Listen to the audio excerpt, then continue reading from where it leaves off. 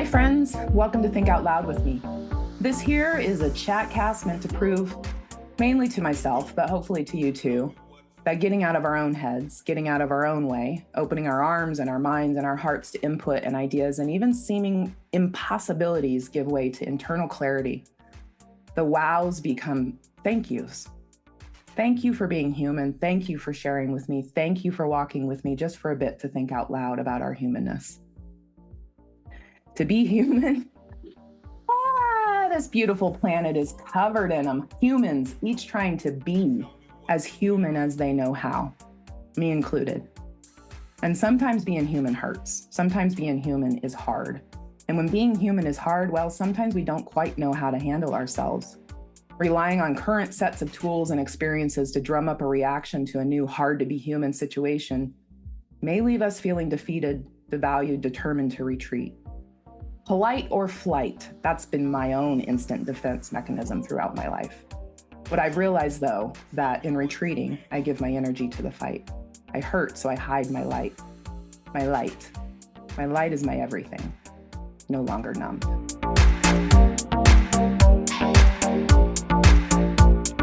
Hurt people. Healed people take the time to heal. In crazy, not so often situations, we get the downtime to heal. But most of the time, healing happens in real time. And just when we think we've got a leg up on things, this beautiful journey rolls out with a twist, a distraction, a literal slap upside the head that makes you question every bit of your healing. Is this worth it? Is it working? Am I worth it? Am I crazy? You know what? Perhaps. Yeah, maybe I am. You know what? Fuck it. The world is mad. This whole place is going to implode in anger and hatred and fingers pointing and scores kept for games that most people don't even realize that they're playing. This life stuff, sometimes it's hard. And when it's hard, well, I look for input. I look for connection. I look for my tribe. I have a guest today that I consider a part of my tribe. Cathy Huddleston is a horse and a people trainer, educator, student, author, speaker, mentor, and she's a believer in acceptance of self and others. She accepts me, and her heart desires to help me. And I can say without a shadow of a doubt that her heart desires to help you. Cathy, welcome. I'm excited to think out loud with you, my friend. Oh, I'm really glad to be here today. This is exciting. Happy to be a part of your journey. Thank you. Our journey hasn't had a lot of crossover, but it's had enough profound crossover to, I want to say, connect us for life on this planet. I met you through Andy Burgess, our dear friend, who's no longer with us. Years ago, I met you in Fallbrook, California, on a ranch where I got to meet Mel. Melancholy was my horse. And my experience with you that day, the first day I ever laid eyes on you as a horse and people person that you are, I was enamored with you, and I still am. And I want folks to hear from you first about just you and your love and your partnership with horses on this planet. It's one of the most beautiful that I've witnessed. Think out loud with me just about that. Okay. Well, let's see. I grew up in Western Kansas in the middle of nowhere. I always joke and say, I was just down the road from Dorothy and Toto. And that little dog was a mean little bastard. I always joke about that. Did he bite? I think, well, of course. He was a little dog. He was a nippy little dog. I think I came into this life out of the womb horse crazy. Everybody in the community knew that I was horse crazy, that I wanted a horse. My dad was a social worker, a regional social worker. And I came along when he was 55. So that created a special kind of opportunity. It was from the third marriage. So I'm my mom's only child. And I was my dad's only daughter. He'd had boys before me. And we shared a really special bond. And he gifted me with growing up in a completely experiential setting, which I think was an amazing gift. And the way that began, the way that I remember, is a farmer coming into his office when I was 2.5 and saying, Howard, that girl of yours needs a horse. And this family dropped his pony off. He's been here for a couple of years. He hasn't been touched or paid for since. And if you can catch the little son of a bitch, you can have him for that girl. And that pony was my first horse. And I was lucky enough to have a father. My mother went along with it, probably begrudgingly, where he turned me loose. He went, here you go. Here's a pony. Don't die. So he was the first horse I ever trained. He was my first horse teacher. He was all of those things. I rode him all over town. I taught him how to drive. I taught him horrible things when I was 5 or 6. I taught him how to rear on command, which was not a brilliant choice, especially after I taught him to drive. He'd get a feeding time and he'd start rearing when it was time to go home and eat, right? All of those things. But that little dude started my journey, and it started clearly with that first horse at 2.5 and even before. I've spent a lifetime with horses. I've had maybe one short window of at most a year that I didn't own a horse, that I didn't have a horse in my life full time. My undergrad degree is in equine studies. My graduate degree is in education with an emphasis in equestrian education. It's been horses, horses, horses. I've spent a lifetime learning from horses. And I have the privilege of getting to share that with other people, not only as a professional trainer and as a professional coach, but also the emotional agility side of things, learning how to be present in your body in a safe way. All those great lessons that horses teach all of us, horse girls and horse boys, that we know about, that I get to share with just the public, people who might have only one experience with a horse in their lifetime, and really get to take that lesson and carry it forward. And it's a pretty cool thing, and I'm still doing it 5 decades later. That's crazy. Mm-hmm. Trotting around town on your pony. I can see you. That's hysterical. Oh yeah, there was a picture in the local newspaper on the front page, a summertime picture, and it's me going down Main Street. And there were, I don't remember, either 2 or 3 of my friends, all of us riding the pony down Main Street. 2 or 3 of you. Yeah, there were 2 or 3 of us riding him at the same time, being typical kids. Yeah, that's awesome. Pretty typical for me. Yeah. The average person, would you say? Well, I'll just go out on a limb. Most folks don't understand the innate the intelligence of the horse and the availability of horses as teachers and partners in this life. And it wasn't something that I didn't understand the concept until, I was in it.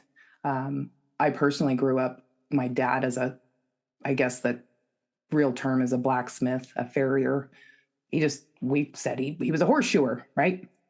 Right. He'd whip out he had his 1963 truck, and he'd pull up and he'd throw down the back tailgate and pull out this anvil and into this thing where he had his little slide, and then he'd pull out all of his boxes with all of his files and his things that he had found at auctions and garage sales, and we hand painted on the side, Garth Peterson, horseshoer, with his phone number.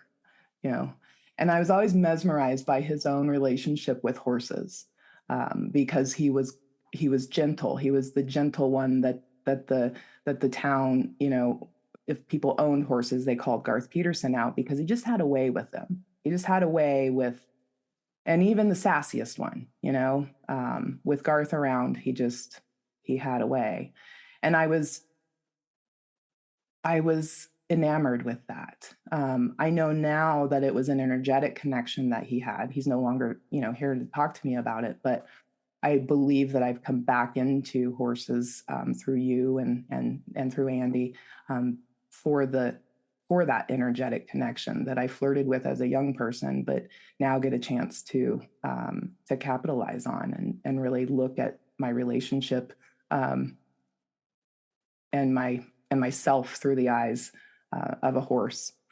Can we think out loud about just how magnificent, and I know you live this, you breathe this. It's it's just nature to you, right? But tell folks what folks don't really know. Horses, they're beautiful creatures whose ability to assess situations and process threats, any input that comes their way, it's fascinating. And they stand to be examples and teachers and guides for us to find our own ability to do the same. I'd love to just hear the way that you describe, the beautiful horse and what he's meant to show us as humans. Well, it's an interesting thing. We as humans have a very long history with horses, right? We have spent hundreds and hundreds of years evolving and growing and conquering worlds and doing all of these things. Some people would say side by side with horses. I would propose for hundreds of years, they were a tool. They were very much like an automobile or a tractor. We used them to grow and improve, to farm, to move cattle, to travel, to all of those things. And in the last, for sure, 50 years, we've seen a transition, especially throughout this last century, of horses no longer being our mode of transportation and trying to figure out where they fit into our lives. And it's been an interesting transition. They've gone from a tool in that way, a survival tool, to a status symbol, which is very interesting. Mm-hmm. And so they're still being utilized as a tool, just somewhat differently. Yep. And a little time in LA or looking at fashion magazines and looking at models or actors, or that's kind of how we've treated horses. For those of us who were horse girls or horse boys and had the heart and the connection, they were way more than that to us. But the competition component has been present. But I would propose that the core component to what horses bring to the table today is this idea of horse as teacher and how they model connection, congruence, right? And congruence meaning not wearing a mask.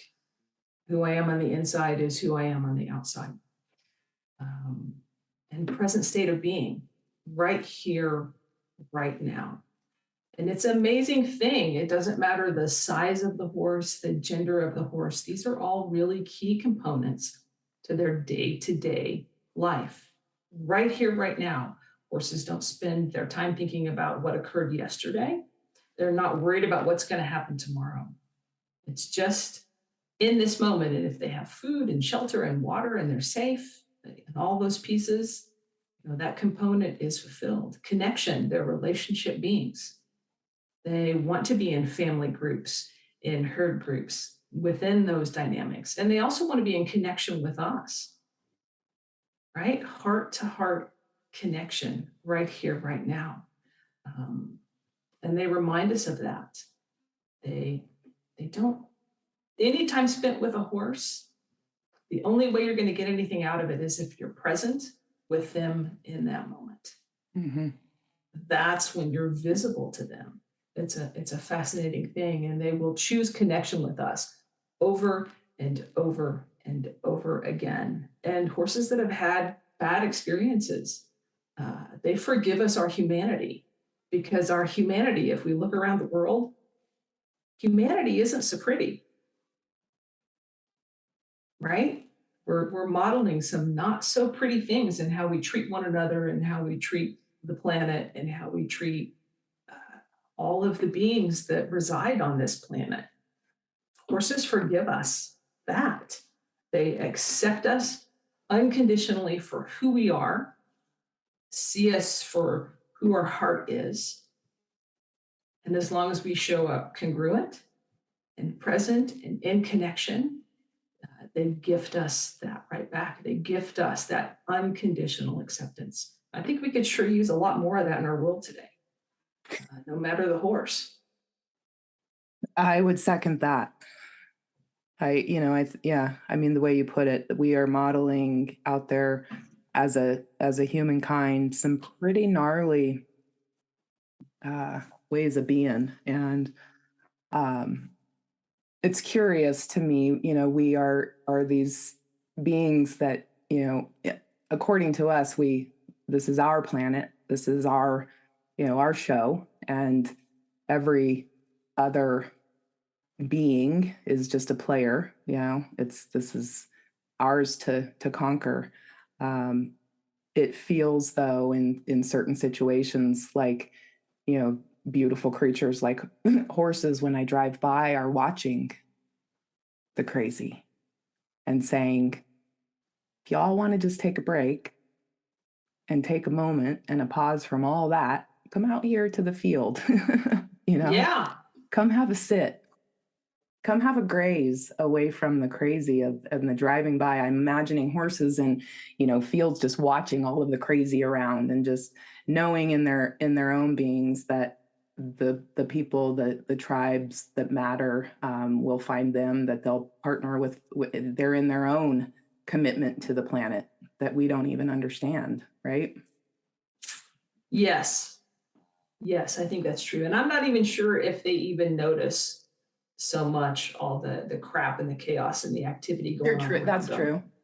Some do, but not all. Some are the centuries of the herd, and so it's their job to notice. It's their job to notice. But really, it's their job to notice if there is a perceived threat encroaching. But that's it. So they're just looking for that. Mm-hmm. Otherwise, they're just here and now and grazing. Mm-hmm. I think they model a really beautiful way of living, and so many humans seek that out. I don't think at our core we actually are these awful beings. I 100% agree with you. Yeah, I think we've gotten caught in this game. We've gotten caught in the game of life, in the ideas that are pumped into us, the just do it and no matter what, and money over, and all of these pieces. And I hope that we're coming back to a more balanced state of being and sharing life in community, and valuing one another, no matter what species we are. I know I get to practice that every day. And I get to practice that not only with horses, but also with humans. Mm-hmm. And I get to help people find their way to that through the horses. Horses are masters at bringing people present. I've heard over and over again the descriptive, because most people can't. They're like, oh, what'd you do? What was it like? What was your experience with the horse like? And they're like, I don't know how to describe it. But what people can say is how they felt with the horse in that moment, in that lesson. Mm-hmm. And by the way, it's our feelings that drive us in life. Yep. Right? We're always seeking to feel better. Yep. To feel good. I'll bet if you took a moment and I asked you what your feeling was that first time with Mel, you could tell me. You could close your eyes and go right back to that embodied experience. I could. Yeah, I can get right there, and the feeling that immediately comes to mind was relief. Yeah.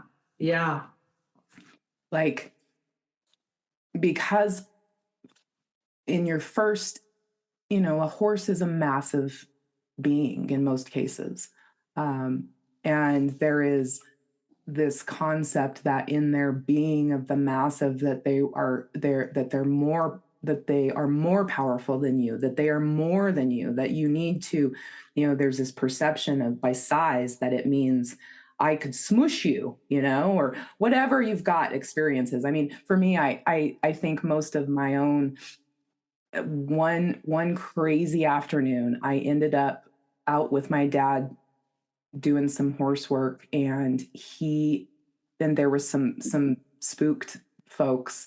They were off to the side. I'm up on a fence, and I want to say that it was a deer fence because it was pretty tall. It might have been a wildlife fence.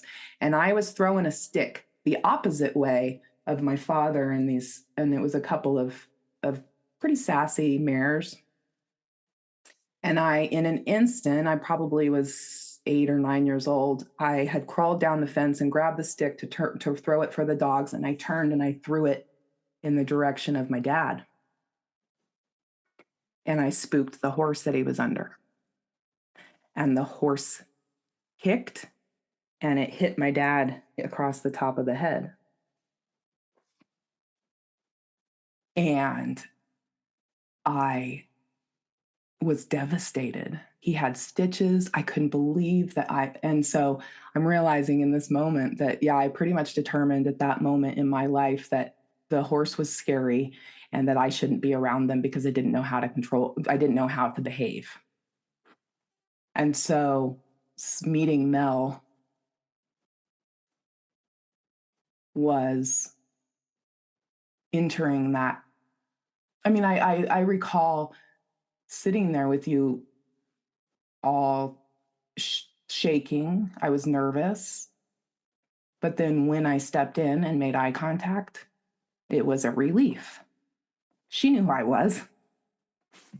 And it was the first time, frankly, that I was able to connect with my dad, and who's been gone for many years.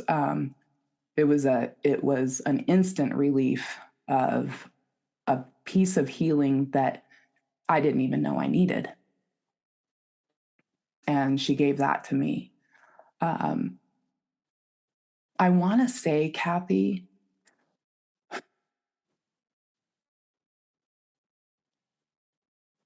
parts of me in that time, they were so not ready to heal.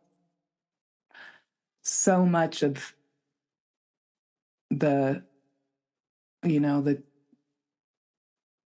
availability, if I go back there and think about the connection, the conversation, mentally I had with Mel,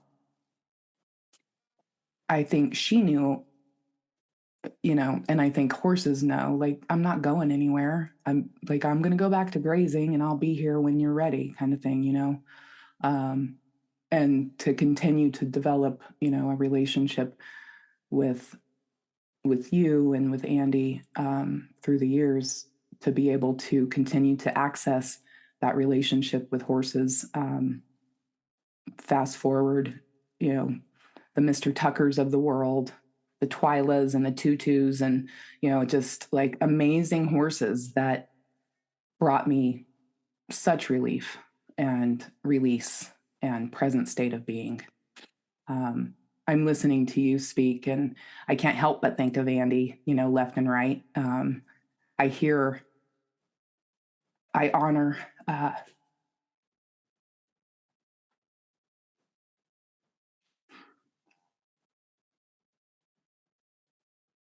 I'm grateful for you. And the connection that we have as humans, I'm glad that I got the chance to connect with horses through you, through Andy, through the experience, and to circle back with you and to have the opportunity to heal even more. Because I need it in real time. Wasn't quite ready, right? But you've been healing too. And it wasn't even until, you're saying just in these last this beautiful book you've written to really come full circle with your own story and to come full circle with your own relationships with horses. And I would love for you to just share with folks, the thinking behind your book, your children's book, and really, what that meant for you in writing that and bringing the story of the horse to life. Well, I'd like to go back a little bit further than that, if it's okay with you. I will let you, just because when you talk about healing and that it's a process, I believe that to be true. It's steps and it's ebb and flow, and it's kind of like dipping your toe in the pool, right? So we dip in a little and we step out, and we dip in a little and we step out. And I think that's one of the healthiest ways to heal, to grow, to evolve, where it's not a light switch. Right. The idea that it can be or that it is, I think is, it's kind of bullshit to even hope for that. Can we just say that for a second? It is. It doesn't just fucking happen. No. The light bulb doesn't just go on. You have to work for this shit. Yeah. And you absolutely have to work for it. And it's a process. It's not a singular moment. And I think it's destructive that we buy into that idea. I really do. I think the idea that I can see a therapist and talk about something for a year or any of that stuff, and then the problem is solved, it's bullshit. It's not how it works. It just isn't. So I've spent a lifetime not only supporting people through horses, but also healing through horses. They're my teacher.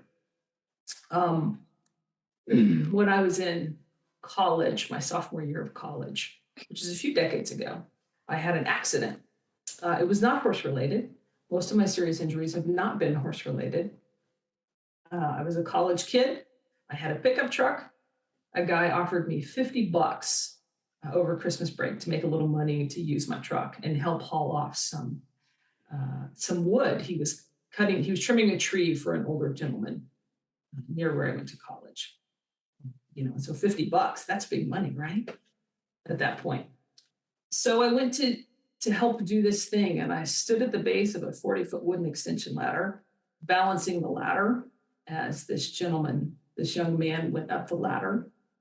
It was fully extended, and when he got about halfway up, instead of a rung breaking, the ladder snapped in two.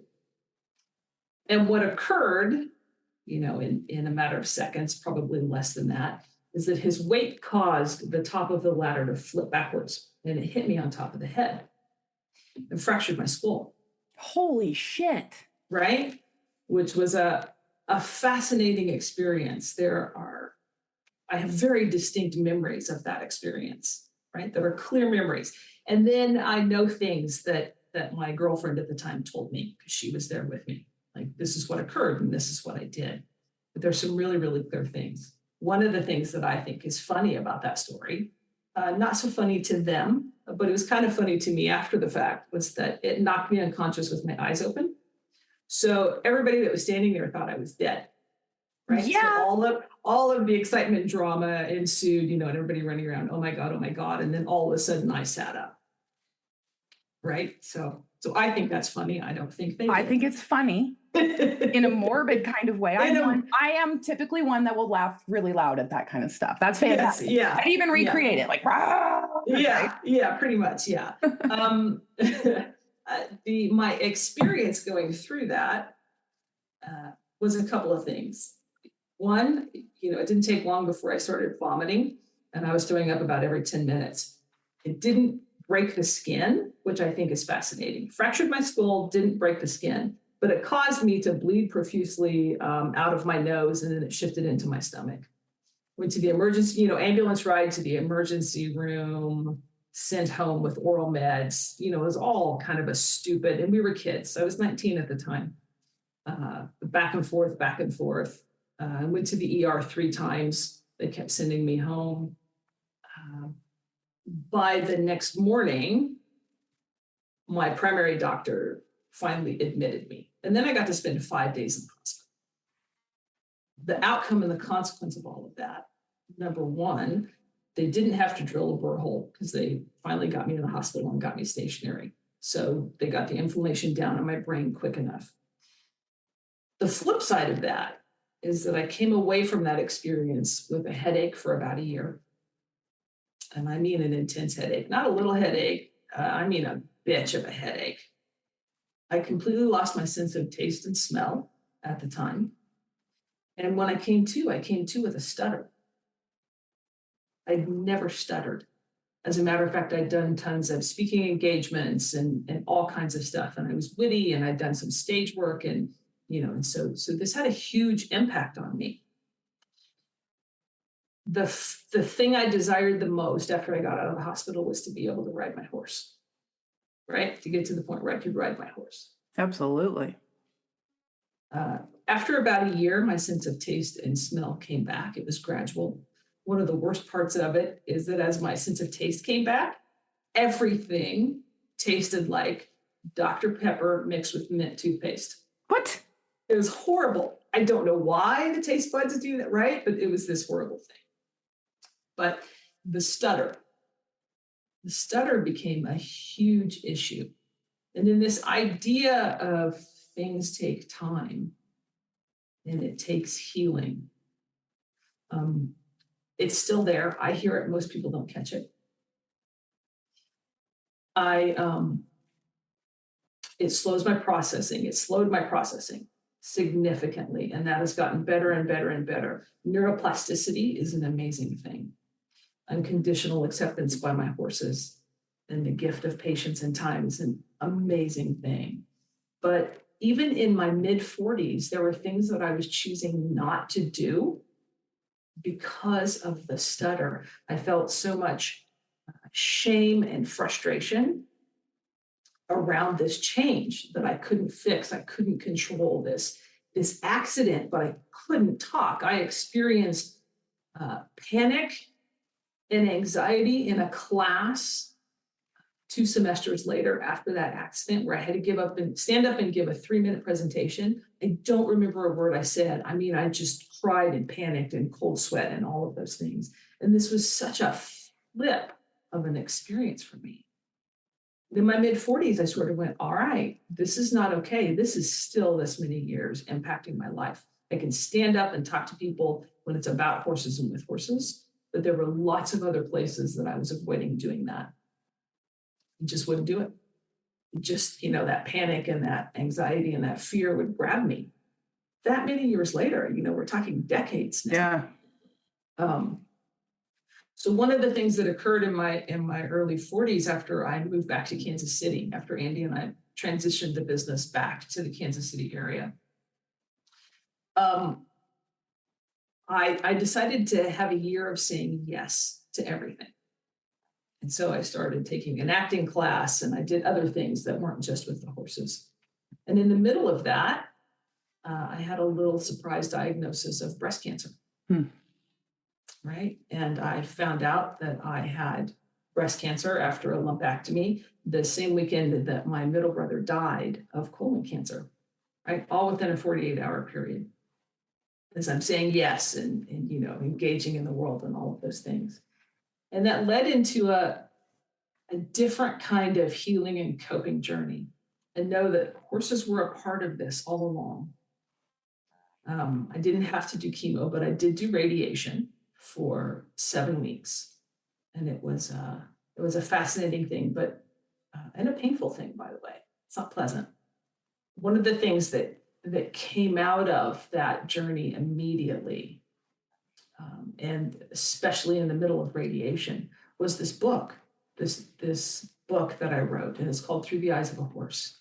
And it's about a little girl who goes to a farm and has this experience where she gets to meet a horse. And it impacts her life for the better. It changes her life forever. She sees herself through the eyes of a horse, literally reflected in the eye of the horse. And it changes her. And it's based on a real teaching horse, a horse that you would have met, named Gypsy, and the encapsulation of several kids that I had worked with over the years. I kind of fit them all in. But the truth is, the story's about me. When we write and when we create, that's the truth of it. Mm-hmm. And it's all about how the horses heal. I wrote that in 2016. And to this day, I have a hard time talking about that story. And it's published now, and I've gone through this whole process without having emotion. And at first, that really frustrated me. But the truth is, man, what an amazing gift that is to still experience that level of emotion about a story that's about self-acceptance and self-love and self-discovery and finding it through a horse, through the eyes of a horse. And I think it's an amazing gift. And it's the truth of what I've done my entire life. Mm-hmm. Healing through horses. It's an amazing relationship that is available, and horses helping humans without any expectation of anything in return. You know, models of giving and saying yes to connection and yes to community, and really just embodying the opportunity to be at peace, what it means to be at peace, and to be able to see yourself through the eyes of a horse and see your just that you are accepted and that you are loved, and all of the emotions that go with that continue to bubble up they're emotions of gratitude, of the emotions that you feel. I feel like there's a connection that a horse makes with you that allows you to feel emotions without the judgment attached to them, so that you can sort it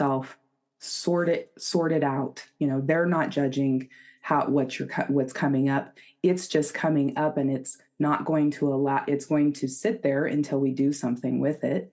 And then once it's aside, we can come forward, right? It can be a very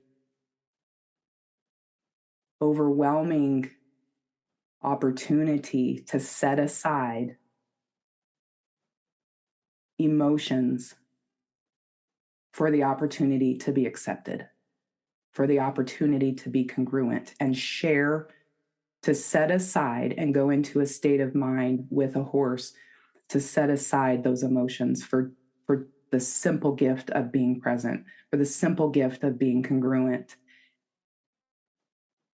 What that feels like, what a horse introduces to you, that the taste of that, of the congruence of it. And I hope that people will hear this and wonder even more about it, and even take steps towards engaging themselves in some form of a horse situation. It will only offer healing.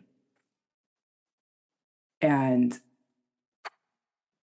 to be, I'm proud of you to be able to put all of that out into the world and say, this is the opportunity, folks. And gosh, I'm just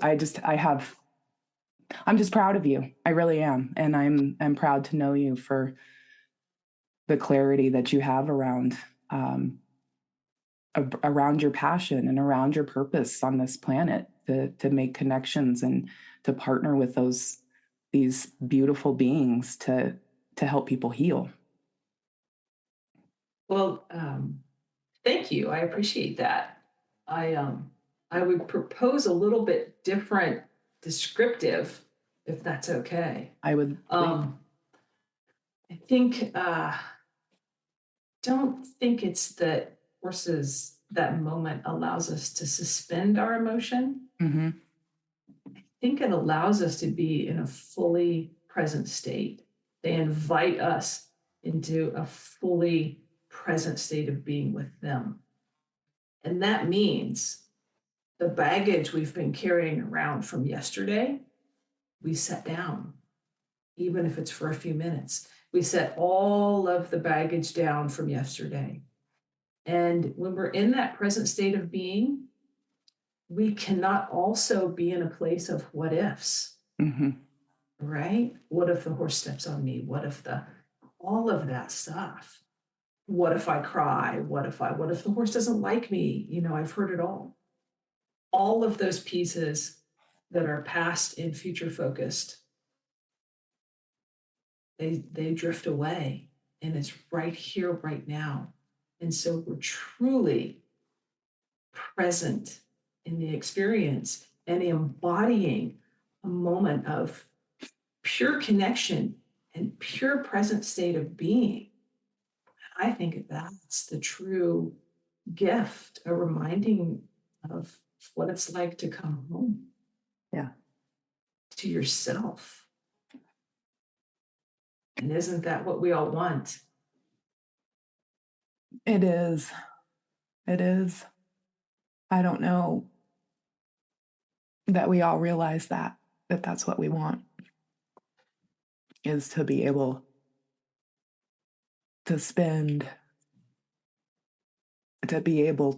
set aside for a few minutes and be present state. Yeah. Because the what if, this is a what if world. Things are sensationalized and catastrophized around the what if. And to be able to take a break from that, to gather the strength in those moments is critical. Thank you for backtracking. Yeah, And go ahead. I was going to say for that, the power of that experience, we know why it is of such service to veterans, to trauma survivors, to those folks who have experienced hardships that have shut them down. Horses give an opportunity to have some peace of mind and present state relief. Yes. Yeah. And, again, isn't that on some level what we're all seeking? Mm-hmm. We're not seeking to escape our lives. We're seeking to find comfort and security and peace within our life, not as somewhere else. We try to escape all the time, right? Technology, TV shows, TikTok, Facebook, everything. Alcohol, drugs. Right? Alcohol, drugs, excessive exercise, right? All of the addictive behaviors, and they can be modalities of escape, or they can all be modalities of service, helping us live a better life, right? A moment of peace, a moment of relaxation. Nothing feels better to me so much of the time than when I get to go for a run and feel my body and be present in that and have that experience. Nothing feels better to me than that present state of being when I'm hanging out with my horse. And by the way, I set my phone down. That phone does not go on the horse with me, right? It's me and her. It's moments of connection. It's those pieces. My dog, if I pick up my phone and she wants attention, my little dog comes over and puts her little paw right on the phone. And she's always done that. And she puts my hand down with the phone. It's like, nope, this is a moment for connection. And if we can remember that, with our human companions too, that moment of connection is worth more than anything else. It's who we are. It's how we're remembered. It's how we make the world a better place, right? Mm-hmm. Legacy, but also connection and community and a better life, a better planet, a better way of living. Yes. Yes. This is it's a beautiful show that we are a part of. It can sometimes be overwhelming. As we all we realize that everybody's running around with their own versions of scripts that, and folks with some with harmful intentions, some with no intentions that they know of, kind of playing executive producer and director, and where it's and systems, that lay over. Yeah, the opportunity, the gift of a relationship with horses and what they offer us, it's amazing. And thank goodness for humans like you who are able to facilitate that connection, and congruence, the opportunity for congruence. I experience you, as I know that I will forever be impacted by your ability to introduce me to the power of being in a present state of mind and entering into the heart space of a horse and finding healing. Well, it's my absolute pleasure. It's one of the coolest things in the world that I get to do. It's an amazing thing that I get to be a part of. And I get to interpret. I get to build the like language between myself and the horse, and then the participants in the horse. That's all I do. Yeah. I set up safe, emotionally safe, physically safe, environmentally safe experiences where the horse provides the lessons and I provide the like language. Mm-hmm. And people get to have embodied benchmark moments that help them move their lives forward in a beautiful, positive way. What better life is there? Right? And I get to do it with horses. And that doesn't mean that I haven't, had my bumps in the road and that I haven't had my moments on the floor wailing, praying for some entity outside of me to make it all better, because I am human, right? I've gotten knocked on my ass a lot. But I continue to find my way back through the horses, through the horses and through that congruence and present state of being and acceptance. And that empowers me to be able to give that to others. Most of the time, again, I'm human. Yeah. I screw up. Yeah. So do I. Quicker to apologize when I do now than I ever have been. How do people connect with you? Where do we find you? Where do we connect with and access you? Can you talk to us about what you're up to professionally and how folks can be in touch with you if by chance what we've been talking about is of interest to them and they want to know more about the power of the human horse connection? Absolutely. I can be found at www.cathyhuddleston.com. That's my website. My focus has shifted since I wrote the book over the last 5 or 6 years to not doing a ton of corporate communication only based workshops. Everything I'm doing now is really focused on heart-based connection and living through the heart and what that means today, which also applies to corporate, by the way. It's just a shift in how I focus. So heart-based, self-acceptance, self-respect, self-love. I have a blog on that website. My book is available. It's called Through the Eyes of a Horse, and it's under my full name. It's by Catherine Huddleston. And that was written for the child, but also for the child within. And I think that's a really important piece. And it's available everywhere. Amazon, Target, Walmart, anywhere you shop online, it's really easy to find. I've also started a podcast It's called Horses Helping Humans, and it's available everywhere. Apple, Spotify, um, Amazon, Audible, absolutely everywhere. And the podcast is specifically about people sharing their stories of how horses have helped them heal or find more of what I teach and what I provide. And I have an amazing array of guests from all walks of life, which I think is really, really cool. My email is available and you can reach out because I would love to connect with anybody who'd like to know more or even help you find a good fit if you're not in my area or I'm not going to be in your area. Because I just want you to meet a horse. Right. Yeah. Yeah. Me too. I want folks to Yeah. meet horses. Yeah. Yeah. We put a bug in people's ear. You and I just did. I hope so. We did.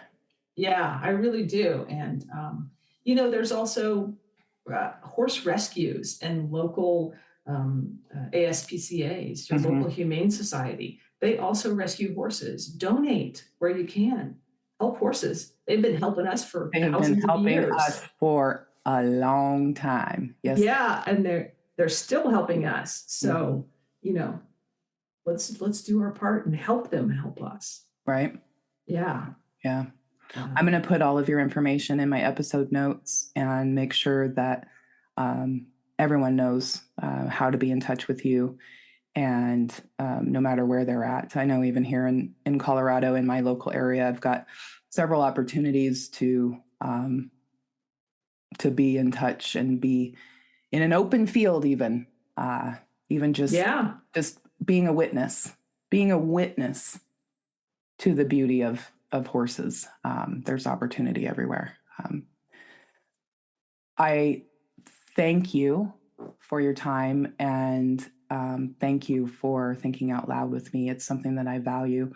I am blessed with some incredibly humans, folks that I've come to rely on, even if I didn't realize it, that I think I kind of knew that I would circle back with you.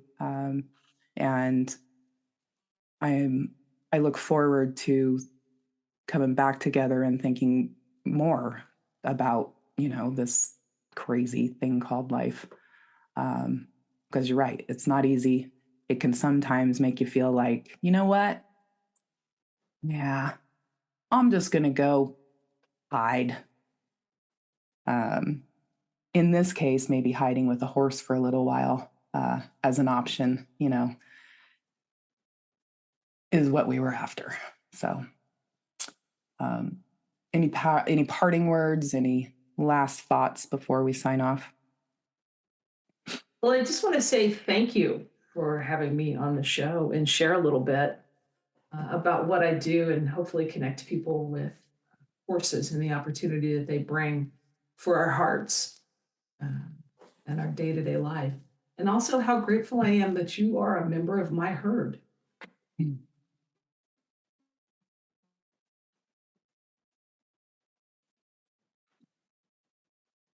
Likewise. Yeah. I'm going to end on that.